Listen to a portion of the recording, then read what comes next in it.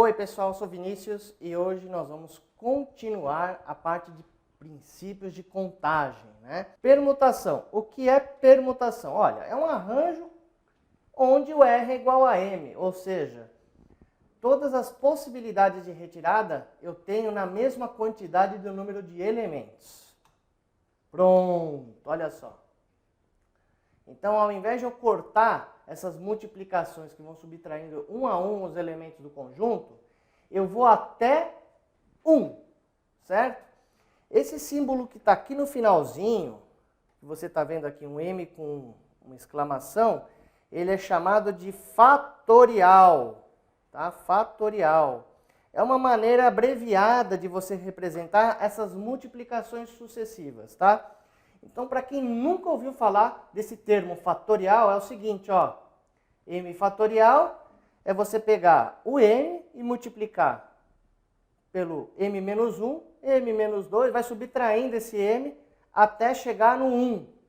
Dá um exemplo aqui para ficar mais claro, tá? Olha lá. 5 fatorial é a mesma coisa que você pegar o 5 e multiplicando pelos caras que estão antes dele até chegar no 1. 5 vezes 4, vezes 3, vezes 2, vezes 1. Que é igual a 120, tá? É uma maneira abreviada, então, de fazer um produto sucessivo com números que são consecutivos mais para baixo, tá bom? É isso. Maneira abreviada. Então, eu falei da permutação. Isso foi só para o quê? Para nós pegarmos o gancho para essa aula, porque eu não cheguei a detalhar o que é a permutação na parte 1 de combinatória. Pontos importantes aqui, ó. Para o caso de arranjos e permutações, eu considero a ordem. Ou seja, se você tira um elemento X e depois um elemento Y na sequência, e você trocar esses caras, o Y vem primeiro e o X vem depois, o que acontece é que esses caras são contabilizados no conjunto total de possibilidades que você faz com os arranjos e permutações, tá bom? Então, esses subconjuntos, esses elementos à parte do conjunto inicial de possibilidades, eles fornecem o quê? Possibilidades novas. Isso é um ponto muito importante, tá? Então, se, por exemplo, você tem duas posições de cargos numa empresa, de diretor e de gerente, se você não se importa com quem vai entrar para esses cargos, então não é permutação e nem arranjo, porque na verdade, se não importa quem entra nos cargos, desde que essas funções de diretor e gerente sejam preenchidas, não vai ser nem arranjo nem permutação. Por quê? Porque o arranjo e a permutação, a ordem importa. Agora, vejam só, se eu tenho, por exemplo, o João para o cargo de diretor e o Felipe para o cargo de gerente, é uma possibilidade. Se eu trocar o Felipe para diretor e o João para gerente, você percebe que é completamente distinto esse tipo de coisa? Quer dizer, cada pessoa vai desempenhar um papel totalmente diferente. Então você vai ter duas possibilidades. Neste caso, é arranjo. Tá certo? Então quando a ordem importa, é arranjo. Isso é um ponto muito importante na hora de você destrinchar um enunciado de um problema de combinação, tá bom? Vamos lá. Vamos avançar agora para um outro conceito importante. Então, olha lá. Antes de finalizar isso, é importante perguntar se a troca de elementos tem importância ou não, se é relevante ou não, tá certo? Se haverá novos elementos das possibilidades que você quer saber. Tá, vamos lá, vamos avançar, ó. Combinações. Agora é um conceito novo, diferente. Vamos ver o que é isso, ó. Eu tenho um conjunto com N elementos, tá certo? Eu vou agrupar esses elementos em subconjuntos, em R em R, tá? Quer dizer, eu pego um elemento que tem M, grandão, e eu faço um conjunto pequenininho dentro dele com R elementos, certo? Esse total de subconjuntos é chamado de combinação. E olha que coisa interessante, se é um subconjunto, a ordem não importa dentro desse subconjunto. O que eu quero dizer com isso? Se você tem um time de futebol. O time de futebol considere como conjunto de M elementos. E aí, desses M elementos, eu vou pegar 3 jogadores. E vou agrupar esses 3 jogadores numa posição central ali, tá bom? Tanto faz nessa situação se eu colocar o jogador A, B e C nessa posição central ou trocar eles. Tá entendendo? Se você faz isso e não importa quem está do lado direito, do lado esquerdo, no meio, isso é uma combinação, diferente do arranjo que importa. Se é lateral direito, lateral esquerdo, meio campo, certo? Quando eu não defino o papel de cada elemento desse subconjunto, então eu estou falando de combinação, tá certo? Olha lá, sendo subconjuntos, a ordem desses elementos nos subconjuntos não é relevante. É esse o pulo do gato quando você tem que fazer exercícios de análise combinatória, tá certo? Você tem que sacar se a ordem vai interferir no resultado ou não.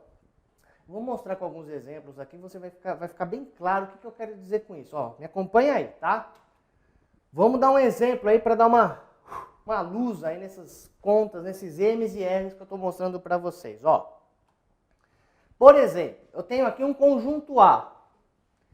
Esse conjunto A, ele é formado por 4 elementos. No caso, eu falei que são essas letras minúsculas, A, B, C e D. Bom, olha só, eu quero pegar esse conjunto e formar grupos pequenos com 2 elementos. Então, eu estou pegando 2 a 2. O que eu quero dizer com isso? Eu posso formar, por exemplo, esses subconjuntos, né? Eu posso fazer um subconjunto do A com o B, ó, 2 a 2, do A com o C e do A com o D. Ou eu posso fazer isso aqui, ó, o B com o C, o B com o D e, por último, o C com o D. Ponto importante. O subconjunto tem esses 2 elementos. Se eu trocar a posição deles, os elementos em si, que estão nesses subconjuntos, vão ser diferentes? Não, não vão ser diferentes. E isso é uma combinação, né? Ó, esses caras que estão aqui, ó, que são as possibilidades adicionais de troca, eles não têm relevância. Por quê? Porque, por exemplo, ó, acompanha aqui que eu vou mostrar com a caneta. O B com A é a mesma coisa que o A com o B. É a mesma coisa, só estou trocando a ordem. Mas o subconjunto em si é o mesmo. Então, isso é uma combinação. Você percebe, então, que interessante que você, apesar de você ter uma quantidade inicial de M elementos aqui, ó, o total de possibilidades que você pode formar com esses elementos vai ser reduzida, diferente do arranjo, tá certo? Diferente do arranjo, justamente por conta disso. A ordem não interfere, então você tem que ficar subtraindo esses elementos, tá certo? Olha lá, eles não são considerados, esses subconjuntos que estão aqui, ó, vou grifar eles aqui com uma cor diferente, ó. Não foi. Eita, vamos tentar de novo. Não foi, então fica no azul mesmo. Esses caras são idênticos aos que vocês têm aqui em cima. Então, eu não vou contabilizar esses caras na quantidade de possibilidades total que eu tenho para formar o quê? Grupos de 2 a 2, nesse exemplo que eu estou passando para vocês, né? Vamos avançar? Vamos ver mais um? Antes disso, eu quero mostrar o cálculo das combinações. Como é que eu expresso matematicamente o número de combinações? Então, entenda só, combinação é diferente de arranjo. É diferente de permutação. Arranjo ou permutação, a ordem muda. Você tem novos elementos na jogada quando você troca 2 elementos entre si. Na combinação, não. Trocou esses 2 caras, tanto faz a ordem, ótimo. Então, eu vou ter que subtrair o total. Então, ó, se eu tenho M elementos, eles são agrupados R a R, ou seja, em grupinhos de R, certo? Se eu tenho 5 elementos, eu quero agrupar de 2 em 2, o que eu quero dizer é formar grupos de 2 elementos cada um, né? Para exemplificar. Essa aqui é a fórmula da combinação, ó. O que é isso? Fica frio. O m fatorial, m menos r fatorial, essas coisas, nós vimos na aula parte 1 de análise combinatória, tá? Que eu explico o que é o fatorial. Certo? Olha lá, aqui eu já dou um exemplo rapidinho do que é o m fatorial. É você ficar multiplicando, certo? Sequências consecutivas de números do m até o 1. Certo? Eu vou dar um exemplo de novo aqui para que vocês possam lembrar. Ó, 6 fatorial é 6, aí qual que é o consecutivo dele mais para trás? 5, consecutivo do 5 para trás, 4, olha lá, 3, 2, 1. Aí tem que fazer essa conta malucona aqui, vamos lá. 30, 120, 360, 720. Pronto. Isso é o 6 fatorial. Tá bom? Então, lembrando que isso é só uma notação fatorial. É para simplificar a apresentação de contas, tá? Vamos avançar e pegar alguns exemplos de combinação. Ó, vamos ver. Exemplo 1. Vamos ver isso aqui, ó. Quantos produtos podemos obter se tomarmos 3 fatores distintos entre 2, 3, 5, 7 e 11, certo? Então, olha só, eu quero pegar 3 números dentre esses 5 que tem aí e fazer um produto. De quantas maneiras eu posso fazer isso? Primeira pergunta-chave que você tem que fazer. A ordem vai importar? Né? Você lembra daquela frase, a ordem dos fatores não altera o produto? Isso é um indicativo de que é uma combinação, certo? Quando você multiplica números entre si, você trocar a ordem não muda o resultado final. Portanto, é uma combinação, tá certo? Então, ó, primeira coisa aqui, quantos elementos disponíveis eu tenho? 5, que é o 2, o 3, o 5, o 7 e o 11, certo? Desses 5 elementos, eu quero agrupar ele em grupos de 3 elementos. Então, esse 3 é o R, né? Tomados 3 a 3, certo? Já identificamos que isto é uma combinação. Tá certo?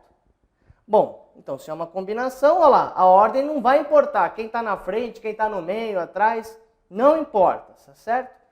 O que importa é que o resultado dessa multiplicação vai ser sempre o mesmo se você pegar 3 números distintos. Então vamos lá, ó. Pronto. A combinação de 5 números, 3 a 3, no caso dos produtos de 3 fatores, dá 10 resultados possíveis apenas. Percebeu? A ordem não importa, então eu só vou ter esses 10 produtos, tá? Olha, se você está curioso em saber quais seriam esses produtos, eu vou mostrar aqui para vocês, ó. Por exemplo, o 2 vezes 3 vezes 5 é um deles, 2 vezes 3 vezes 7. Eu não vou ficar falando aqui, que senão vai ficar uma aula sonífera, onde você vai acabar dormindo. Se você tem problema de sono, beleza, mas eu não vou fazer isso com você. Ó, tá bom? Somente esses, pode contar, ó. 1, 2, 3, 4, 5, 6, 7, 8, 9, 10. Tá certo? Então, olha só. Olha que interessante. Se você pegar, por exemplo, o primeiro, eu fiz aqui as possibilidades de troca das posições bem aqui, ó. Tudo isso daqui, ó, resulta no mesmo... Aqui está errado, deixa eu trocar aqui. Resulta no mesmo produto, tá certo? É por isso que eu não vou me importar com essas possibilidades adicionais, porque o resultado no nosso caso é o mesmo, uma combinação. Então, eu divido essa quantidade. Na verdade, eu estou dividindo por 3 fatorial, que dá 6. Por quê? São 6 possibilidades a menos que eu tenho que desconsiderar do total. Tá bom?